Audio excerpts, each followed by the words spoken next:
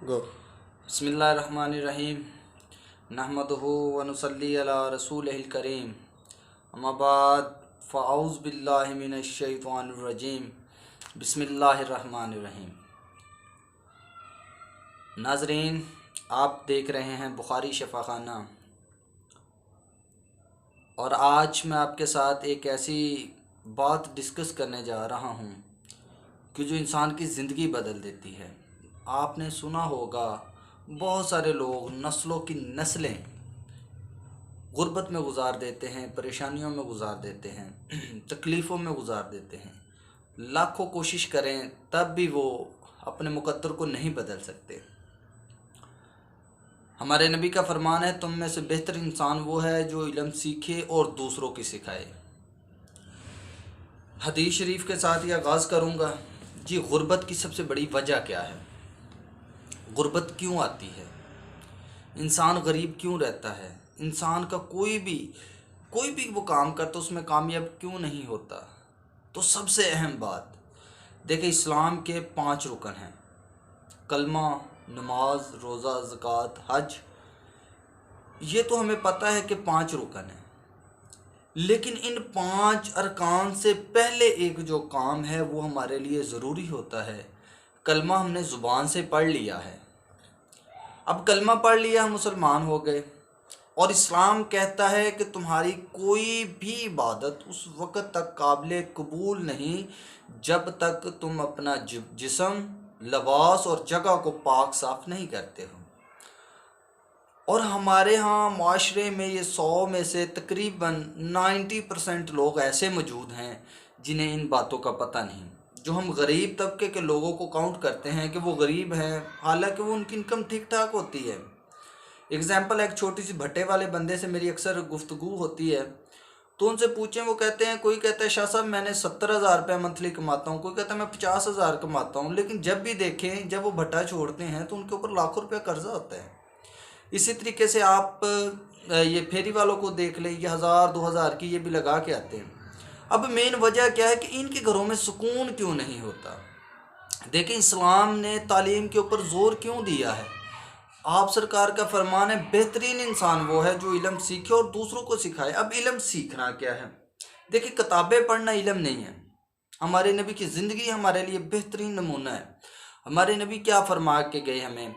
देखें, कलमा पढ़ा, नमाज पढ़ने के लिए हमें अब जिस्म का पाक होना ज़रूरी है और लिबास का पाक होना ज़रूरी है और जगह का पाक होना ज़रूरी है। और 90% लोगों को गुस्ल का तरीका नहीं आता।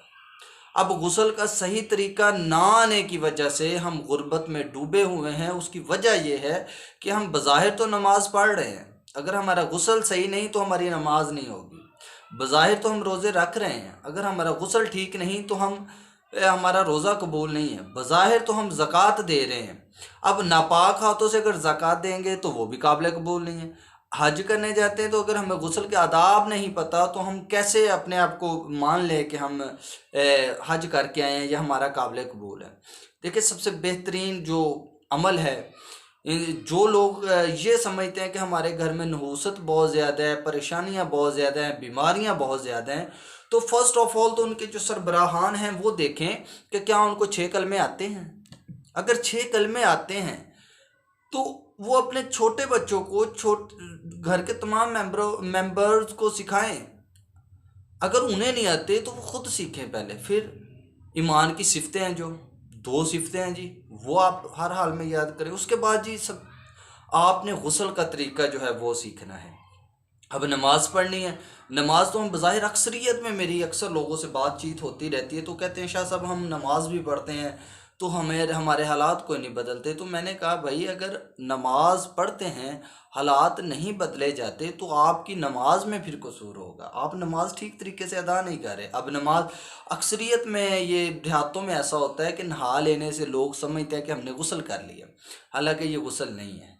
अब गुस्ल का आपको तरीका बताऊंगा जी, ये एक बहुत बड़ी नेकी है और आपने इसको फॉलो करना है और ये मैसेज आपने आम करना है, हर बंदे तक ये पहुंचाएं ताकि दुनिया के हालात बदले, लोगों के हालात बदले, लोगों के घरों में खुशहालियाँ आएँ। अब वो क्या होगा जी, सबसे पहले आपने जो है वो नियत करनी होती है गुस्ल की, ठीक है। अब गुसल कुछ लोग कहते हैं कि नहा लिया, या कुछ लोगों का कॉन्सेप्ट होता है कुली करके पानी फेर लें तो वो गुसल नहीं। गुसल सबसे पहले गुसल का जो तरीका होता है वो सतंजा होता है। आपको खा एक ड्रॉप ही क्यों ना है वो आप करें, ठीक है। उसके बाद आप जो है नापाक जगह को अच्छे तरीके से वॉश करें। मेरी बात तवज्जो से सुने। सबसे पहले सतंजा करना है आपने, उसके बाद आपने नापाक जगह को अच्छे तरीके से जो है वो आपने वॉश करना है। उसके बाद जो बेहतरीन तरीका है, जो आसान तरीका है, वो ये है कि आपने जब अपने जिस्म को, नापाक जिस्म को अच्छे तरीके से धो लिया है, वॉश कर लिया है, तो फिर आप मुकम्मल जो है वो वज़ू करें। मुकम्मल बावज़ू हो जाएं।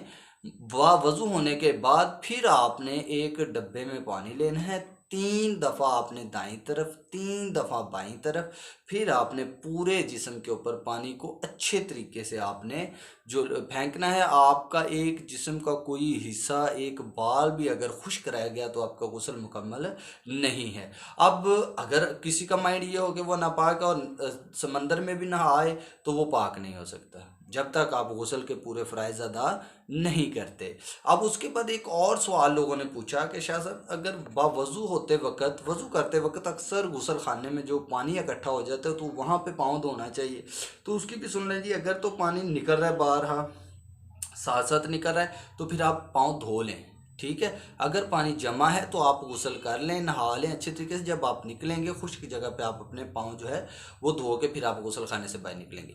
लो जी, कमाल बात है इसकी। जो लोग समझ रहे हैं कि हमारे घरों में से गुर्बत नहीं जा रही, सबसे अहम बात यह है कि उन्हें कलमे नहीं आते, उन्हें ईमान की सिफ़तों का नहीं पता, उन्हें गुस्ल का तरीका नहीं पता, ठीक है। और उसके बाद गुर्बत की एक बड़ी वजह यह है, जो हम घरों में पुराने कपड़े, पुरानी जूतियाँ और घरों में जो जाले लगे होते हैं उन्हें नहीं उतारते। जो यूज़ेबल चीज़ें हैं नहीं हैं हमारी, जो फालतू में हमने इतना कबाड़ा इकट्ठा किया होता है, ये नमूसत की सबसे बड़ी वजह होती है, गुर्बत की सबसे बड़ी वजह होती है, परेशानियों का सबसे ज़्यादा सबब होता है। और गंदगी जहाँ पे होती है वहाँ पे जो है रहमत के फरिश्ते नहीं आते। आप जहन में बिठा लें, ये मेरे 2 फार्मूले हैं जी, इंशाल्लाह आपकी ज़िंदगियां बदल देंगे। फ़र्स्ट ऑफ ऑल आपने क्या करना है जी, गुस्ल का आपको अच्छे तरीके से अच्छा तरीका आना चाहिए, बेहतरीन तरीके से आप गुस्ल करें और अपने आप को हमेशा पाक साफ रखें। देखें, जब आप गुस्ल करेंगे आपका कलमा, नमाज, रोज़ा, ज़कात, हज, हर चीज़ जो है वो काबिल कबूल होगी। सेकंड में फिर आप जिस जगह पे नमाज पढ़ते हैं क्या वो पाक है, इस चीज़ को आपने नज़र रखना है। उसके बाद आपने घरों से जितनी भी जी नहूसत वाली चीज़ें हैं, टूटी हुई जूतियाँ, पुराने कपड़े, ये अक्सर हम गलाजत वाली चीज़ें रखते हैं, कबाड़ इकट्ठा करी रखते हैं, घरों से जाले नहीं उतारते, बाहर मेन गेट नहीं वाश करते, जो मेन दरवाज़ा उसे ज़रूर वाश करना चाहिए। और घर में ज़रूर आप जो है वो अज़ान नहीं दे रहे तो टीवी आजकल हर घर में है जी, जब अज़ान का टाइम हो तो आवाज़ थोड़ी सी ऊंची कर दें ताकि पूरे घर में अल्लाह का जो है नाम पुकारा जाए। अगर कोई चीज़ मुसल्लत भी है तो वो भी रफ़ा दफ़ा हो जाए। ज़िंदगी में आप इंशाल्लाह याद रखेंगे जी, ये आप मेरा अमल ज़रूर करें, इंशाल्लाह जी आपकी ज़िंदगी बदल जाएगी। आप ख़ुद इस चीज़ को सोचेंगे कि आपको कोई चीज़ करने की ज़रूरत नहीं पड़ेगी, आपकी परेशानियाँ खुद ब खुद। आप ये अमल करें, आप खुद महसूस करेंगे कि आपका जो है वो आपको घर अपना हल्का हल्का फील होगा, आपको सुकून मिलेगा, आपको दिली तौर पे आप तस्कीन फील करेंगे कि जैसे आज हम बड़े ना अच्छे तरीके से अपने घर में रह रहे हैं। इंशाल्लाह जी, इसी के साथ मैं आपसे इजाज़त लेना चाहूँगा कि आप इस चीज़ को ज़रूर फॉलो करें और हर बंदे तक पहुंचाएं। लोग इस चीज़ में शर्म महसूस करते हैं। अक्सर गांव के लोगों को देखा है कि वो शर्मिंदा होकर पूछते नहीं हैं, मौलवी हजरात से नहीं पूछते जहाँ पे वो जाते हैं। तो ये इस चीज़ में कोई नई बात होती कि आपको शर्म आनी चाहिए। और उसके बाद जी, आपने नेल्स जो हैं वो अपने ज़रूर काटने हैं। नाखून जो हैं जी, ये नाखून काटने का भी तरीका है, जुमेरात को आप काटें तो उसका बहुत ज़्यादा जो आपको बेनिफिट ये मिलेगा कि जितनी भी जो है जादू टूने के असरात होते हैं, हवाई चीज़ों के असरात होते हैं जी, उनसे बहुत ज़्यादा वो ख़त्म हो जाते हैं। उसका तरीका कार क्या है, आपने ये शहादत वाली उंगली, सीधे हाथ की शहादत वाली उंगली से आपने नाखून काटने शुरू करने हैं।